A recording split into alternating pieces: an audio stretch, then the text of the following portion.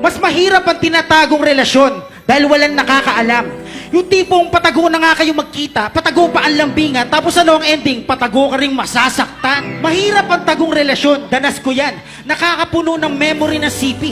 Yung tipong pag magkasama kayo, selfie kayo na selfie, pero di naman pwedeng i-post sa FB. Talagang masakit, itanong mo ba sa kanila? Yung relasyon ganyan, parang password ko, di pwedeng malaman ng iba. Ang hirap kasi sa atin, kahit alam nating magulo, pinapasok pa rin na secret on.